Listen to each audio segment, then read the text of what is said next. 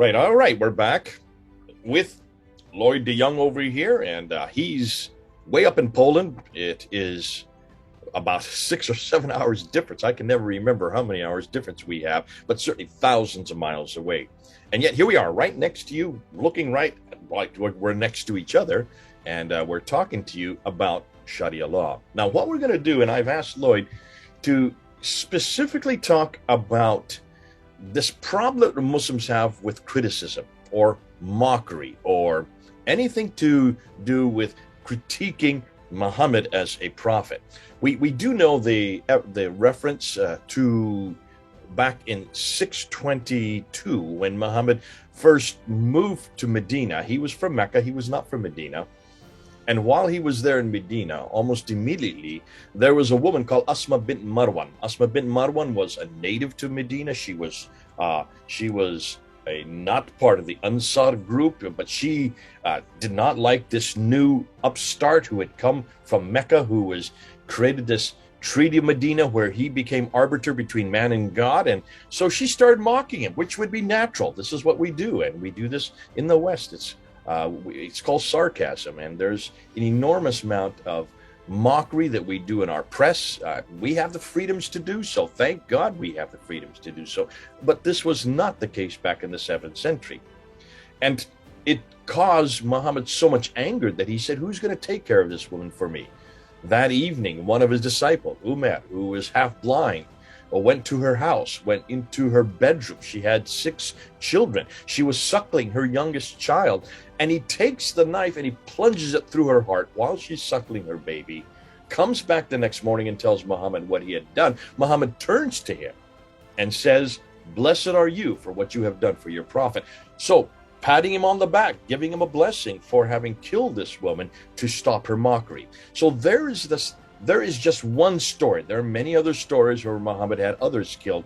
We know at least 25 people we know that he had assassinated for different crimes. But this one on mockery, this one on criticism is what we want to talk about today. Because this has now raised its head, and we have the C-295 law, which is in Pakistan, which stipulates that if you criticize the Quran or criticize Muhammad, it is a capital offense. What in the world is a law doing like that in the 21st century in a place called Pakistan? Britain, back in 2006, I was living in Britain. I remember when this was going on. The Labour Party, who was in power at that time, were told by Muslims that they wanted to stop all criticism of 2 things, of the Quran and of Muhammad. And they said that this is against their religion. This is a desecration of everything they believe, and that we demand. They weren't asking for capital punishment. They were asking for 7 years in prison if you mocked or criticized the Prophet Muhammad, which I did almost on a daily basis. Back then, that was my whole oeuvre. That's what I did. That was my ministry. And so they put it to, in the way it works in Britain, you take it from the House of Commons, which had a majority, and they send it to the House of Lords. And then the House of Lords looks at it, and they didn't like it. They didn't think this was relevant, so they sent it back and said it needs to be revived. And it went back and forth 3 times, which is as much as you can do before finally the House of Commons could vote on it. And each time the House of Lords tried to diminish it, the Muslims would not let them do that. So finally, it came before the House of Commons in 2006. There were thousands of us outside of Parliament that day. I was there. And we were saying, do not pass this law, because if you pass this law, I would have to leave the country. I would have to leave and come back to the United States. I would no longer be able to continue with my ministry. So they had a vote, and they lost by 1 vote. Let me repeat that. I don't know if you remember this, Lloyd. Do you remember this? I do vaguely recall religious hatred law. It was called incitement to religious hatred law. They lost by 1 vote, and the 1 vote was Tony Blair's vote, who was the prime minister at that time, who saw what was happening, stepped outside the door. By simply stepping outside the door, his vote wouldn't count. Because if he had stayed inside, he would have had to vote with the Labour Party, and he would have been the majority vote. And as a result, it was not passed by 1 vote. That's how close we came to imposing incitement to religious hatred law. I know Hillary Clinton wanted to bring this in the United Nations. She wanted to make this a universal law that you must not criticize the Quran, you must not criticize the Prophet. Now, Lloyd, in the 21st century we're talking about, 2006, In Europe, in Britain, this almost passed because the Muslims were behind it. Why are the Muslims so? What is going on here? What is the impetus for the Muslims wanting to have a law like this? Where is it coming from? Because to me, that makes no sense. No Christian would stipulate or have a law saying that if you denigrate Jesus Christ or criticize his name, you must be put in prison for 7 years. Or in the case of the Muslims, they would like it to be a capital offense. Help me here, Lloyd. Give us some background. I know I don't. I would love to see where this is in the Quran, but you say that it is actually in other places. So over to you. Help us with this and tell us the background to this. You're welcome, Jay. Thank you very much for having me back. So there are numerous laws that apply here. I've mentioned to you in private conversation, ghibba and namima, slander and tale-bearing. I'm not going to go in depth on that, but very briefly, in Western law, slander is to lie about someone and damage their reputation. In Islamic law, to slander someone is to say something that is perfectly true, but which they would not like to be revealed. So in Islam, to slander someone is to say something true, which they wouldn't like to be revealed. Slander is also to worsen relationships between two people, even if what you say is perfectly true. So, and we'll get into the ramifications of that later, but specifically I want to go into the law, which is called Sab al-Rasul, which is insulting the Prophet. And this is one of the things that they need to implement as much as they can. Under full Sharia, the penalty for insulting Muhammad is death. And of course, insulting Muhammad generally incurs a far greater penalty than insulting Allah, which is a really interesting point, which shows us that Muhammad actually has precedence over Allah. And the major Sharia manual on this is written by the Sheikh al-Islam. All right. I've mentioned in the past the 4 Mujtahid Mutlaq, the 4 imams who founded the schools of fiqh. These are the absolute scholars, effectively the perfect scholars, who are infallible, cannot be incorrect. Above them, there is one additional scholar, just below Muhammad himself, Muhammad Al-Ghazali, who died in the early 12th century. He is the Hujjat al-Islam, the proof of Islam. Below them, so you have Ghazali, then you have the 4 scholars of the founders of the schools of fiqh, and below them you have another approximately 30 scholars with the title Sheikh al-Islam. You do have Sheikh al-Islam today, however, these 30 earlier scholars have had a profound impact on the development of Islam and of course also Sharia. Now we're going to look at, and I'll share my screen and you can see before we get on real quickly, just going back to that, unshare your screen just a bit. Sure. Now, before we go on, let me just ask you this. All of these scholars, you're talking about Hanafi, Maliki, Shafi, and Hanbali, in that order, and those are all from the 8th and 9th century. Then you have Al-Ghazali from the 11th century. The other 30 are from what centuries? Do you know off the top of your head, or just kind of give me a rough estimate? They would, I would guess you're looking at the 9th to the 14th centuries. Okay. So they're not modern scholars. None of them are modern scholars. No, Sharia took in total about 900 years to evolve. It wasn't instant. It is the greatest intellectual output of the scholars of Islam. It's the greatest intellectual achievement. It is their copy of the Talmud, which actually makes the Imams the Pharisees of Islam. Okay. But they are all old. They're at least 600 years old and older. There are not any in the last 600 years that have come to that status. No, the older ones have a special status. They certainly do have a special status. Some of the big ones that we have today, Sheikh Khomeini, well, he's a Shiite, so he wouldn't be there, but Yusuf Qaradawi, considered to be the most knowledgeable and the most highly respected cleric today, he would not be in that group at all, or there would not be a subgroup? No, all Muslims are subject to the doctrine of taqlid. They are followers. They follow in the footsteps. They follow the traditions. So he is a muqallid. He follows the doctrine of taqlid. He must follow other scholars who preceded him. The ijma is set. It is permanent. It was finished roughly 900 years ago. So he cannot reinterpret what has been established within the Sharia, the ijma that is done. No? Isn't that fascinating? Because the whole context of law must mean that it must be relevant for the day that it's being used.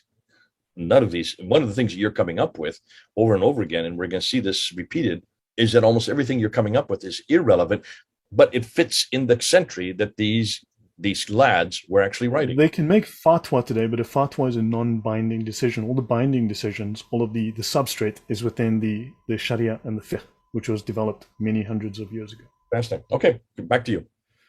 So what I have here is, and I will provide, Jay, I'll provide you the necessary references, and if you can pin them in a comment or put them in the description, there'll be 3 texts I will refer to here. This is the summary of the Unsheathed Sword against the one who insults the messenger, as you can see, by the Sheikh al-Islam ibn Taymiyyah. This is the man that, of course, ISIS followed because he is the grandfather of jihad within Islam. He is the prime scholar of jihad in Islam. Also, he is one of the 4 primary scholars of anti-Christian polemics within Islam. So let's go to this book, right? Let's see what this tells us. So I'm going to read this. So the first issue, whoever insults the Prophet is to be killed, whether they are Muslim or a disbeliever. That's chapter 1. The second issue, killing is prescribed on him, the one who insults the Prophet, and it is not permissible to imprison or show favor to him or to ransom him. The third issue, any Muslim or non-Muslim who insults the Prophet is to be killed, and repentance is not sought from him. Let's continue. In the opening of the book, the contents of this book concern the Islamic ruling upon those who insult the final prophet and messenger, Muhammad. He has an unparalleled status. So distortions, so they're discussing not to refute the distortions and fabrications of the enemies of Islam concerning him. So anyone who says anything about Muhammad is immediately an enemy of Islam. Let's have a look here. Within this section, the objective of this work was to clarify the Islamic ruling on this subject. That's the fiqh on the subject. The first issue, the one who insults Muhammad is to be killed, whether Muslim or disbeliever. They are to be killed even if they pay a protective tax in a Muslim state. And they want to provide clarification of what constitutes insulting. Let's continue. Whoever insults the Prophet is to be killed. This is the general view of the scholars. The generality of the scholars have consensus that whoever insults Muhammad is to be killed. Malik, Layth, Ahmad, Ishaq, and Ash-Shafi also said this. These are the founders of the schools of fiqh and other scholars. The Muslims have unanimous agreement. When they say the Muslims, they mean the Mujtahids, the scholars. Upon killing whoever insults the Prophet, it is the ruling that whoever insults other than Muhammad is to be lashed. And remember, a lashing can kill you. This would be a whipping or a beating with a stick. This consensus is taken to be the consensus from the Tabi'in and the companions of Allah's Messenger. Let's continue. So with regards to Muhammad, there is consensus upon the obligation of killing such a person. The Muslims have a consensus that whoever insults Allah or insults his messenger or rejects anything from what has been revealed by Allah, so this is non-Muslims who do not accept Islam, then such a person is a disbeliever. And I do not know anyone who differed concerning the obligation of killing such a person. So this, of course, would be one of the bases for jihad, which is, there's a legal definition, there are colloquial definitions of jihad, there's also the legal definition, the Shari definition of jihad, which is warfare upon non-Muslims to make them accept Islam. Now, Muhammad bin Sakhnun said, the scholars have consensus that whoever insults the messenger, who attributes a defect to him, such a person is a disbeliever. And as they say here, there's an obligation towards killing disbelievers. The Muslim who insults Muhammad is killed. There being no disagreement concerning that. This is the view of the 4 Imams and others. Probably the best example that I can think of off the top of my head is this bodyguard of one of the home ministers in Pakistan, who's a Christian. Sorry, he was a Muslim. Sorry, he was not a Christian. He was a Muslim, but he supported the annulment of C-295 law, which is the law that you're talking about. And that is that anybody who insults the Prophet or the Quran, it's a capital offense, must be killed. And he was saying this is not relevant for today. His bodyguard then kills him on the way to work. And his bodyguard is put into prison, and there are riots outside the prison to release him because he's a hero, because he is seen as just and honorable. Yes. And as he is led to his execution, this is the bodyguard for having killed him, they throw flowers at him. And they had to do it behind closed doors because he's become such a honorary figure, and there are now statues to him, to the bodyguard, for having fulfilled what the Prophet had demanded, what you're saying right here. Yes. Under Western law, that is a crime. Under Islamic law, he has done no wrong whatsoever. In fact, he has honored Allah.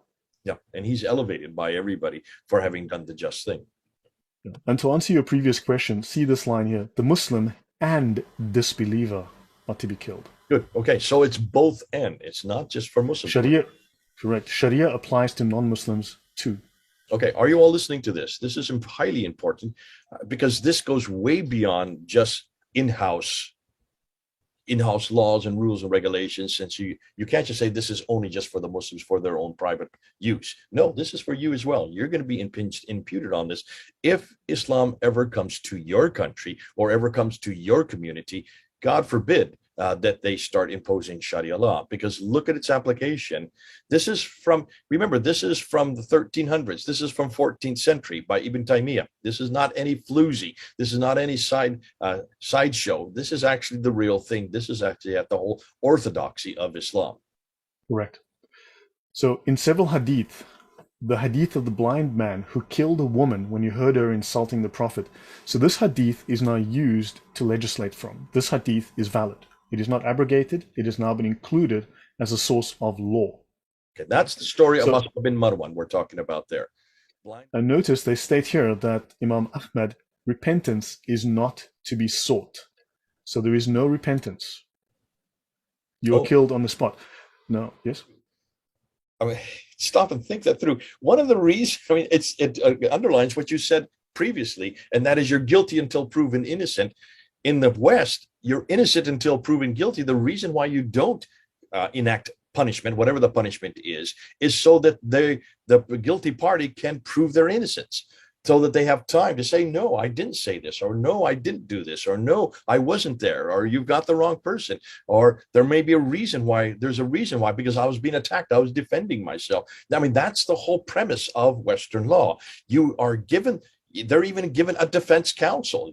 If they can't afford it, the state gives them a counsel to defend for them. That's how we've all lived. And that's why so many people want to come to the West, because we have that kind of law. What you're saying here is there's no recompense. There's no law. There's no court case. There's no way that the person who is being accused can defend themselves. And that's why you've had almost kangaroo courts. And we see this over and over again, where crowds come and they start stoning. I just saw last week where someone was actually burned to death because they said the criticism is that they criticized the Prophet.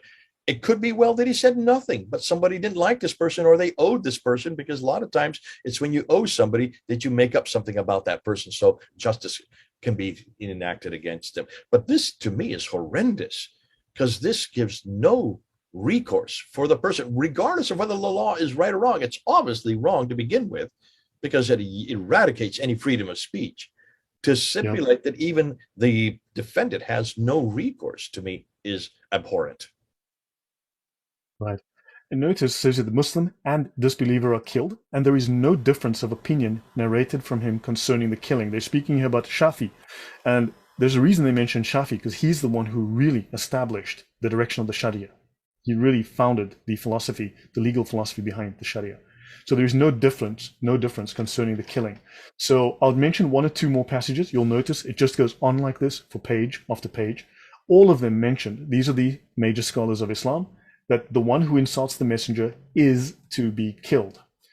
Shafi, then it is reported from him that insulting the Prophet breaks the covenant, and such a person is to be killed. Insulting the Prophet necessitates that they be killed. I think that is fairly explanatory, right? When a person does this repeatedly, it is for the Imam to kill them, right? And they must increase upon the fixed punishment prescribed by the Sharia. So if you were to be lashed, you could be killed. Take that which comes concerning the Prophet and his companions of killing due to the likes of these reasons. They call this the political killing. In other words, political assassination. Islam condones political assassination. It is for the Imam to give a discretionary punishment with killing. In other words, an Imam can order a hit. An Imam can order a political assassination. There are texts from them that the one who insults the messenger is to be killed. Do you understand now that an Imam is a political post? Islam is a political religion, which we will define in the near future, and you can be killed at the orders of an Imam. This is why so many Imams are arrested for having weapons and for being behind terror. Yep. I'll leave this here and then I'll go to two other short things I want to add. But your comments, Jay? No, I mean, to me, you've underlined everything that we have been fearful about Islam, and this is one of the difficulties that so many of us in the West fear if Islam comes and actually starts incorporating itself in our countries, because this will have to be enacted, and this is the difficulty for any of us who leave and go to Muslim countries today, myself included. If we were to say anything critical, we would be thrown out of the country. But if we were to live in the country and continue to say that, we could be executed as well. Horrendous. Right. Now notice they do quote the Quran here. They do refer to the Quran, fight against those who believe not in Allah. That may sound familiar, right? That's 839. It is not permissible to leave them alone until they are in a subdued state. So Muslims must continue to harass non-Muslims until we are in a subdued state. They speak of jizya and okay, so understand you must fight the leaders of disbelief. And I will now just go back briefly to this section here, right, which says that there is consensus from the Islamic scholars that whoever insults Muhammad, who attributes a defect, in other words, Muhammad is perfect, the perfect man. He is what's known as the Insan al-Kamil, then such a person is a disbeliever. So let's have a look at this within the Sharia law. See this ruling here on not loving the Prophet. This is the reliance of the traveler, section P75.2. Not loving the Prophet more than all people. So the Prophet said, none of you believes, none of you is a true Muslim until I am more beloved to you than your wife, your child, your life, and all people. And in fact, Kermani says, love of the Prophet means the will to obey him and not disobey him, this being one of the obligations of Islam. So in other words, you will love the Lord your Muhammad with all your heart, all your life, all your money, more than everything else in the world. Muhammad is the counterfeit Jesus. In fact, if you read the Sirah, he is effectively Jesus. He is the partner of Allah. He was created before the world was created. In fact, in the Sirah, the world was created for Muhammad. Allah made the world for Muhammad. Muhammad was present at the creation. So I'll end this and I'll go to one more section. Now, none of you believes until his inclinations conform to what I have brought. This is what Muhammad has brought, right? And Nawawi says, this means a person must examine his acts in the light of the Quran and Sunnah, suspending his inclinations, his own thoughts, his own will, following, okay, taqlid, what the Prophet has brought. The Hadith resembles the word of Allah Most High. When Allah and his messenger have decided a matter, no believer, male or female, has a choice in their affair. Quran 33:36. However, the Quran is interpreted through these scholars that I've mentioned. And they will provide the interpretation of this. And so I will show one more thing. Now, we are not allowed to insult Islam. We're not allowed to insult Muhammad. It is the death, literally the death penalty. Let's have a look at what Ibn Taymiyyah. Now, Ibn Taymiyyah has written a very lengthy, very detailed book, which I've read on anti-Christian polemics. But let's have a look at his student. Right, let's look at the words of Ibn Taymiyyah's contemporary and student Ibn Qayyim in one of the two most common Islamic anti-Christian polemics, which are still read and still enjoyed by Muslims today. So this one is called, actually let's go up here, this one is called Guidance to the Uncertain in Reply to the Jews and the Christians. Guidance to the Uncertain in Reply to the Jews and the Christians. So this chapter is called The Prayer of the Christians Ridicules God. The prayer of the Christians ridicules the worshipped deity. So Christians chose a way of prayer during which the most devoted would consider it no great matter if he happens to pass urine dripping on his thighs and legs while praying. Then he would take the direction of the east, make the sign of the cross over his face, and worship the crucified deity while urinating on himself. And then he would open a conversation with whoever is sitting beside him in church, and the chat would be about matters like the price of wine or pork, who won in gambling, what dish he prepared at home, and the like. And then he would even interrupt his prayer to talk about similar things, and then the Christian would urinate in his seat, if he can. This is probably the second most popular anti-Christian polemic in Islam. Wow. After the book by Ibn Taymiyyah. So hopefully you understand. Now, they speak here of Jesus. They say that Jesus entered the vagina of a woman who eats, drinks, urinates, evacuates her bowels, and menstruates. Then Jesus got attached to the inside of her abdomen and dwelled there for 9 months, wobbling between excrement, urine, and menstrual blood. This is where they get their polemics. This is a 900-year-old polemic, which is still around today. And this book is just filled with this kind of language, this kind of imagery. This is just filthy. Yes, this is Islam. This is Islam. It is almost, it sounds like just kids in, kids who are trying to outdo themselves in filth. You know how little kids do out in the playground during break, and they say these kind of stories just to one up. And this is an adult saying. Now, understand this from a Christian point of view, from a Western point of view. This is slander in the sense that it is saying something untrue, false about someone to smear them, to smear their image, to harm their image. Whereas when we quote Islamic law, when we quote the Quran, when we quote the Hadith accurately, perfectly, we are committing slander. In Islamic law, telling the truth is slander if someone wouldn't like it to be said. If it harms relationships, for instance, if it creates friction, that is slander and tale-bearing, and that is illegal, that is a crime. Okay, so you're saying telling the truth is a crime. Even when you're reporting their own material. Correct. That is slander and tale-bearing. Yes, that is a crime. I can go into that in another time, but that's slightly off topic. But yes, we can cover that in the future. Yeah. Well, no, it is very much on topic, because that's one thing we always do. We always make sure we quote them correctly. We make sure that is slander. We read the verses as they are in black and white. We make sure. Why are you so hateful, Jay? Why are you spreading hate?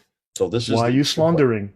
It's the intent, is what you're saying. The intent is slander. You're doing it for slander. It's not the verse itself that's slanderous. No, they have various. So there are certain. Look, there are layers and there are overlapping laws. But when you say something that it's illegal, as we showed the sub-article, it is illegal. It is a crime to infer that Muhammad or Islam are less than perfect. They cannot be anything other than absolutely perfect. It's not just repeating what Muhammad said. Anything that creates anything that creates doubt in Islam is a crime. Anything that would create doubt, and this must be resisted, and this must be fought against. And in fact, the person speaking against it must be stopped, so that this doubt is prevented. Which is an oxymoron when you stop and think, and it actually is. You can see this is a real problem, because causing all kinds of cognitive dissonance for Muslims, because all we're doing is quoting their material. We're quoting his things. We're quoting his actions. We're quoting Quranic verses. To say that that's slanderous by virtue of the fact it is their own authority that we're quoting is, to me, absolutely horrific. Is absolutely ironic and laughable. And they're not even thinking it through. They're not even realizing. So when they quote it, it's not slanderous. When we quote it, it is slanderous. And the reason is because it's coming out of our mouths and not theirs. It's the intent that goes with it. And I would suggest our intent is to show how irrelevant it is. Intent has a name in Islam. It's called niyyah. Okay. Right? If your intent is good, then it is good. Even if your action is objectively by our standards evil, but if you, as a Muslim, for instance, as we discussed previously, if you desecrate a church, your intent was good. Therefore, it is good. When that bodyguard killed that man, his intent was good. Even if his act is evil, God judges the action by the intention, not by the action. Whereas you are seeking to undermine Islam, therefore you are committing a crime. Your intention is evil. Therefore, you are a criminal. Okay. All right. That's understandable. All right. Well, listen, this has been fascinating. This is I hope people are picking up what you're saying, Lloyd. You've given us a eyeful by looking at the Unsheathed Sword, which is the book written by Ibn Taymiyyah. Just to be careful, just so people are aware, Ibn Taymiyyah was not accepted during his lifetime. In fact, he was in prison for the last part of his life, and he actually died in prison. So at that point, it was not acceptable in the 1300s. Later, then, he became very popular, and he was made most popular by Ibn al-Wahhab in the 1700s. And Wahhabism, if you look at Wahhabism, which comes out of Arabia, today called Saudi Arabia, back then it wasn't, Ibn al-Wahhab was the one that popularized Ibn Taymiyyah and made him a household name all over the world. But during his lifetime, when he was coming up with this, it's fascinating. His school was looked down upon by the majority. And you can see why, just from the way we've been unpacking it today. What Lloyd and I have been saying as he brings us to the fore, some of these chapter after chapter after chapter, they talk about just killing anybody who criticizes or mocks the prophet. I mean, you don't even have to mock, just criticize the prophet. You must be killed. The four mujtahids are all agreed upon this. Al-Ghazali, who is the head, the one that they go to that has superseding even the four mujtahid, is very clear that anybody who mocks the prophet or criticizes it either must be lashed. And I would suggest what probably that means is you lash them till they're dead, is what I'm suggesting. Is that what I'm hearing? Probably. Or is it just 100 there's no penalty for them in killing you. All right. So I know in when it comes to adultery in chapter 24, verse 2, that's 100 lashes. You're not dead after 100 lashes. But in this case, it may be right till they're dead. Now, what's the Qur'anic support? I was interested on the verse that you gave for the Qur'anic support, Lloyd. I want to just read it to you. I've got it right here. It's chapter 8, verse 39. Listen to the word. Let's just unpack it, because this is hugely significant. And fight then them, that means the people, until there is no more fitna. Fitna means disbelief or view of polytheism, worshiping others besides Allah. And so fight them until there is no more fitna. And the religion, which is Islam, will all be for Allah alone. In other words, they are to fight us until we all acquiesce and believe in Allah alone and his prophet Muhammad. So it's not just that they are, basically what they're saying is this is also a form of da'wah. This is a form of actually mission. It's a whole missional intent as well. You come under the subservience of Allah. You come under the subservience of Islam by injuncting and imposing a killing of those who mock. It's to shut down any criticism, shut down any mockery, and that they all become Muslims. They all come under Allah's control. Now, what I want to talk about, I wanted to end with this. When you referred to the guidance to the uncertain by Qayyim, who was a disciple student of Ibn Taymiyyah, of Ibn Taymiyyah, and his crassness, slander against Christians, even slander against Jesus Christ, referring to, as he does, to what he says of Jesus in the womb. And just, we love Jesus. We do love him. And you can see that this... No, but Muslims will tell you, we love Jesus. They can't. How can they with this kind of material? Yeah. Obviously, they don't. This is, it's a contradiction in terms. But you notice the very thing that they are demanding of us, they don't do of themselves. There's a double standard here. Hypocrisy. They say you must not criticize, you must not mock, but look what they do with Jesus Christ. And they do it so easily. Talking about,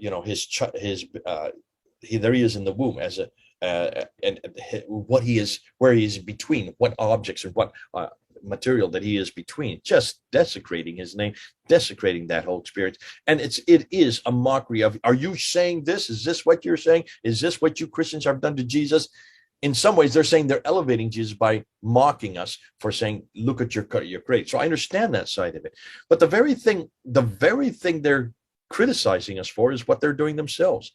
This is hypocrisy in its highest form. But then the question comes, and I want to end with this.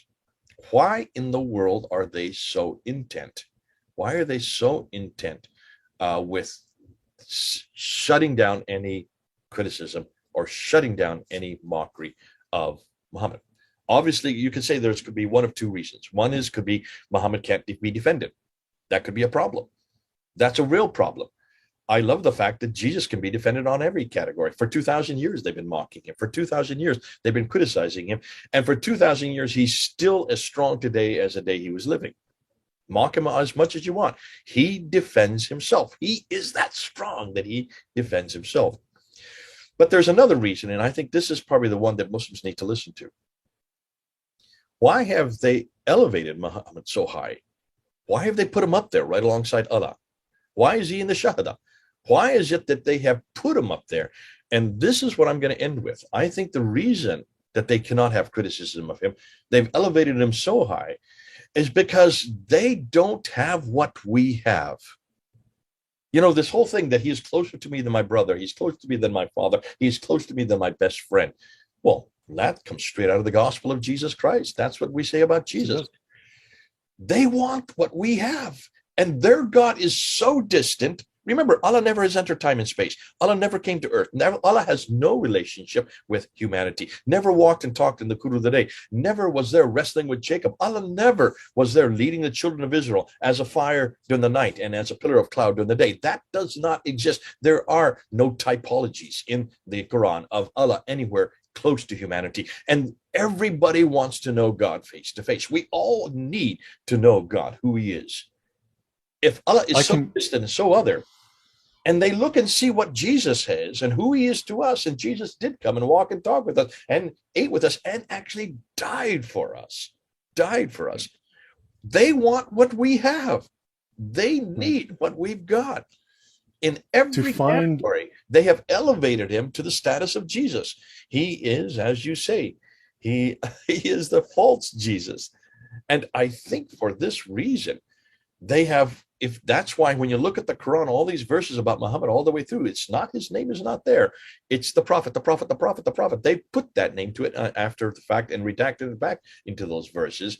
They need what we already have. They need a God who is close to them. They need a God who actually walks and talks with them and is able to relate to them face to face. And they cannot have it. They will not have it. Therefore, they replace Muhammad with that. No wonder you are not permitted to criticize him.